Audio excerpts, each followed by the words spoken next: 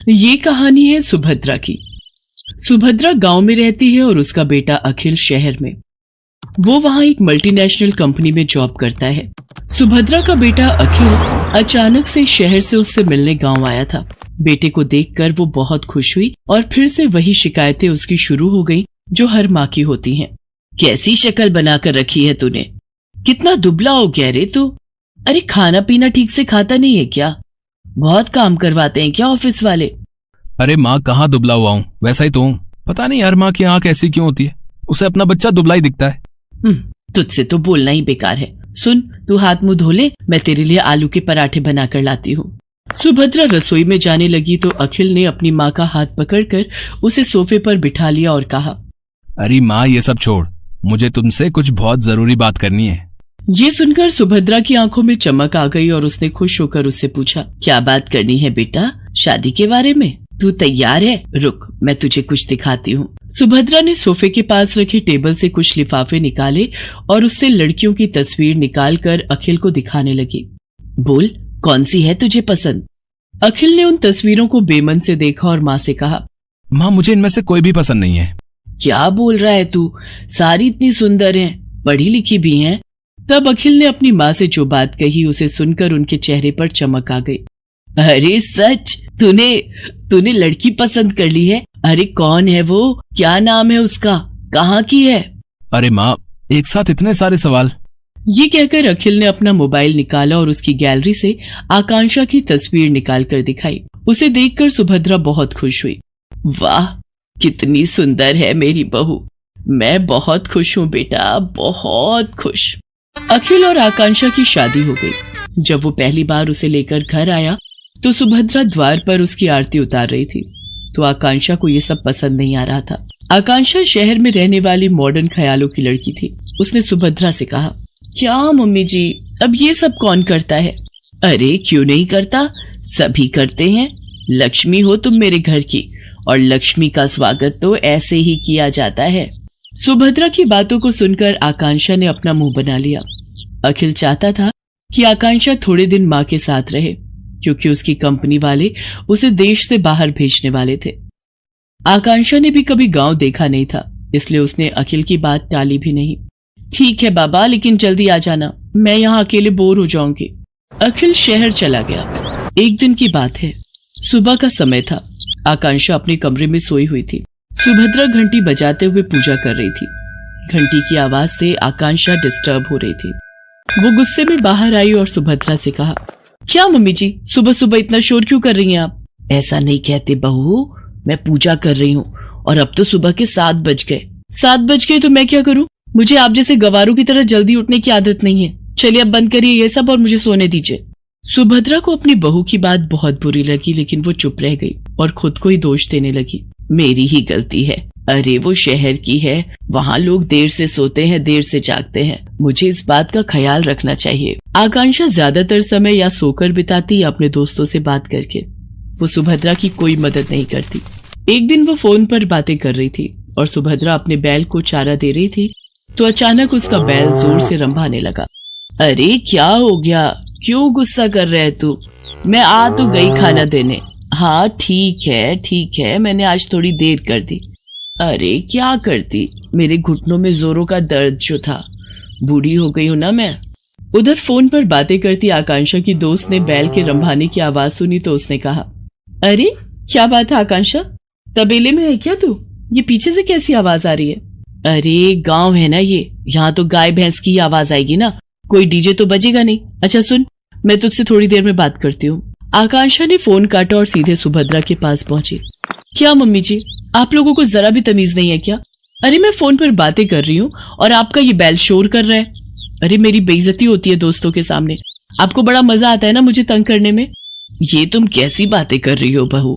मैं भला तुम्हें क्यों तंग करूंगी? और जहां तक बात रही इसके रंभाने की, तो इसे भूख लगी थी। अब ये बेचारा हमारी तरह खाना तो मांग नहीं सकता, जानवर है ना। ये जानवर है, आप तो नहीं। कान खोलकर सुन लीजिए, जब मैं अपने दोस्तों से बात करूं तो इसे बाहर ले जाइए, नहीं तो मैं ये घर छोड़कर चली जाऊंगी। अरे नरक बना दिया है मेरा जीवन आप लोगों ने।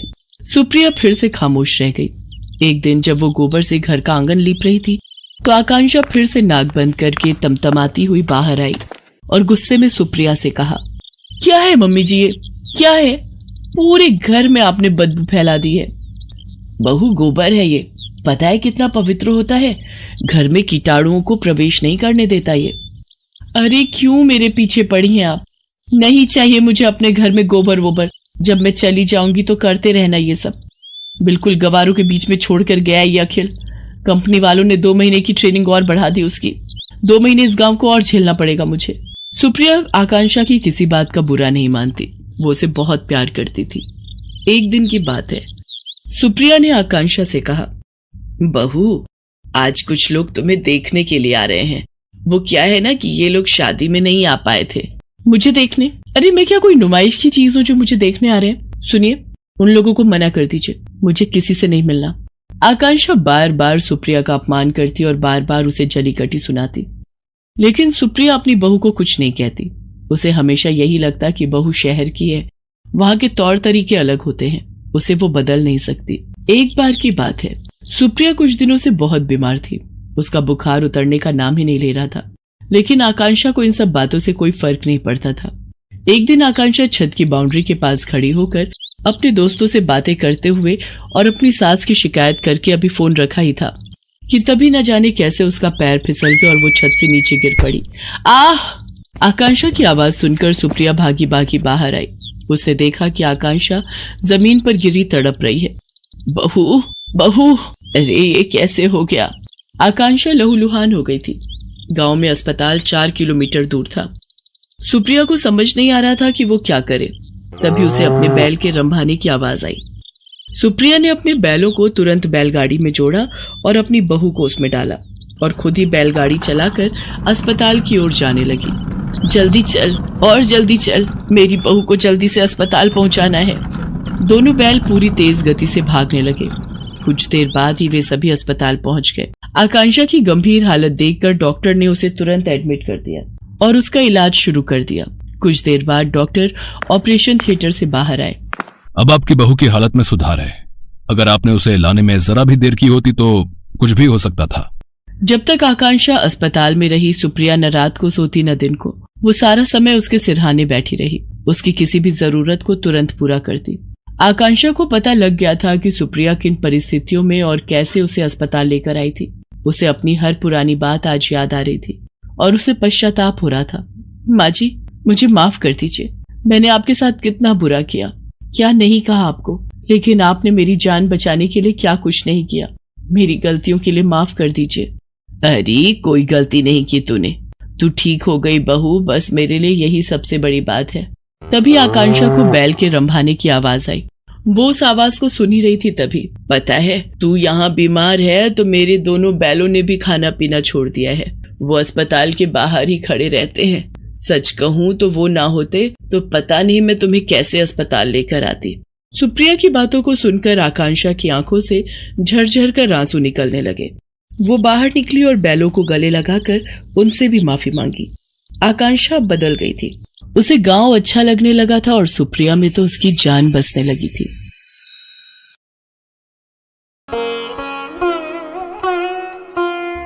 नमस्कार दोस्तों, आज की हमारी इस वीडियो में हम आपके लिए पितृ पक्ष की एक बहुत सुंदर कहानी लेकर आए हैं। एक समय की बात है, 2 भाई बहन थे। दोनों का विवाह हो चुका था और दोनों के 2 बेटे थे।